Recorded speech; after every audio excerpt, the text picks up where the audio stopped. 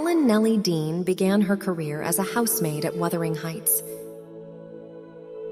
Her mother had nursed Hindley Earnshaw, and being the same age as him, she grew up knowing both he and Catherine when they were children. She would have played with them, but young Nelly often found herself running errands, helping to make hay, and performing various other chores that would have been asked of her on the farm. Nelly was there to witness the master bringing home Heathcliff as a boy, and she was there to watch his friendship develop with Catherine. When the children suffered a bout with the measles, she had been praised by the doctor for the care she provided. And it was during this time that she had been forced to take on the cares of a woman at once.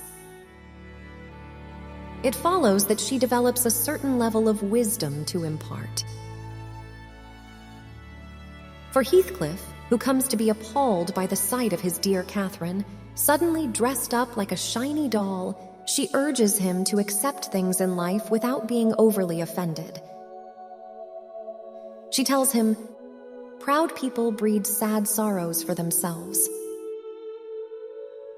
For Catherine, who becomes nervous about her decision to marry Edgar, Nelly fosters a moment of self-reflection from which Catherine is able to define her feelings for Heathcliff with great clarity. Nelly's duties and observations as a housemaid have endowed her with the kind of discipline and knowledge that allows her to serve as someone to turn to during moments of emotional distress. And her personality is balanced by her imperfections. Nelly knew that Heathcliff was in the room when Catherine confided in her, but for some reason she decides to lie about seeing him. She says to Catherine, "I'm not sure whether he were not at the door this moment." And when Catherine begins her decline, Nelly tells us, "I could not get rid of the notion that she acted a part of her disorder." Both of these instances precede two of the most significant events in the story: Heathcliff's departure and Catherine's passing, though it may or may not do to lay any blame on Nelly. In fact, one of the strangest actions on Ellen's behalf comes when Heathcliff realizes the end is near. After all the misery and abuse that he's inflicted throughout the years, it would seem that Nelly is looking for the means to try and forgive him. Nelly Dean is a flawed person like most people, but she generally appears to mean well in how she behaves, which stands in contrast to the imperious Joseph, manservant and resident religious fanatic.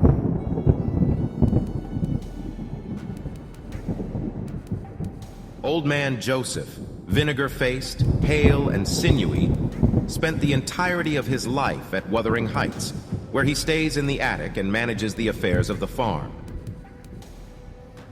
He enjoys the smoke of tobacco from a 3-inch pipe, and he loves the sight of the black currant trees that grow on the property.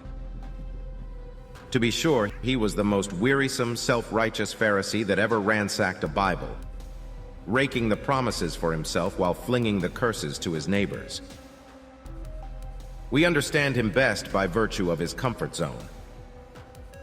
On a rainy day, to make up for missing out on church, he is found delivering a 3-hour sermon to the children.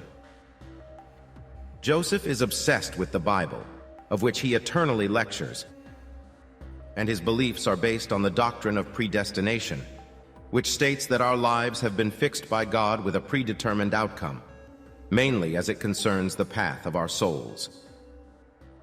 Joseph interprets this to mean that God has endeavored to choose a select number of souls from among the rubbish. This life perspective enables a bitter, sanctimonious approach to everything that he does, doling out harsh punishments to the kids, hectoring over the tenants and workers, and always seeming to thrive where he had plenty of wickedness to reprove. By his habit of sermonizing and pious discoursing, he contrived to make a great impression on Mr. Earnshaw, influencing him to think the worst and not the better of his own children.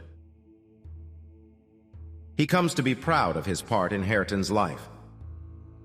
When Hareton outright snaps at Cathy and Linton, Joseph crackles with laughter, assured that the right spirit has gotten into the young man. But sometimes his superstitions can get the best of him. Young Kathy is seen threatening him with a bit of fictitious witchcraft, and Joseph hurries out of the room, trembling with sincere horror.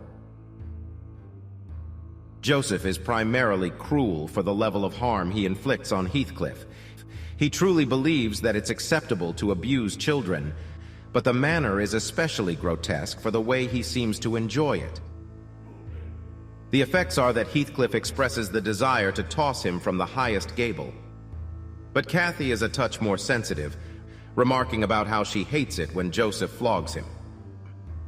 The apex of Joseph's manner of thinking comes when we find him grinning in mockery at Heathcliff's unmoving corpse. "The devil's carried off his soul," he says with a thick Yorkshire accent. "And he may have his carcass into the bargain for all I care."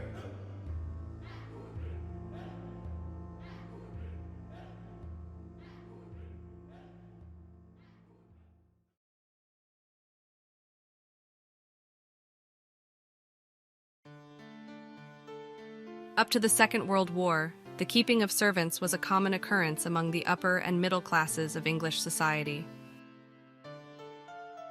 A census taken in 1891 revealed that roughly 1.3 million women and girls were taken up with the profession, outnumbering roles for men by nearly 20 to 1. The servants themselves were divided into strata, such as the butler, housekeeper, and governess compared to a footman, kitchen maid, and laundress. Servants who were lowest on the scale were expected to perform the most laborious of tasks, though it's worth noting that the whole of the servitude would have worked from 14 to 16 hours a day. Wuthering Heights presents us with a unique look at the role of servants because of its setting in the country, apart from the city, and the differences between the two households. Nelly and Joseph's work at the farm allows them to straddle the line between servitude and family belonging, because the Earnshaws were not of the gentry class, and farm life was much different than how life would have been in a classy mansion. Nelly had always thought of herself as more of a foster sibling than a servant. And in light of Joseph's behavior towards Heathcliff, he could have been fired when Hindley died, yet he was retained as something of a relative, too closely tied to the estate to discard. At Thrushcross Grange, by contrast, Lockwood views Nelly as a matronly lady, taken as a fixture along with the house. It's probable that she would have worked alongside the other servants, Jenny, Mary, and Michael, and together they would have resembled a proper serving staff. And yet the setting remains unique, because Edgar chooses not to remarry, allowing for Nelly to include the duties of motherhood into her role as a servant. In Wuthering Heights, the interconnected nature of its lowly populated, tightly knit community humanizes, for better or worse, the servants who reside within the periphery of its principal characters.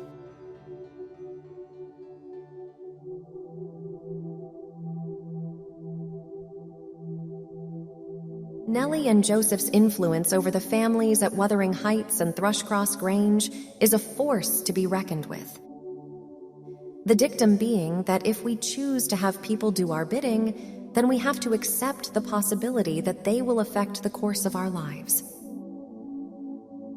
Joseph's influence represents chaos, the ferocity of nature in human form unleashed so as to establish the need for order. He acts as though he is the one establishing the order, but instead of wisdom, he thinks, speaks, and acts from a position of fanaticism, thereby sowing discord in the lives of those around him. Nelly's influence represents both sisterly and motherly qualities that are presented, flaws and all, as a means to seek reason.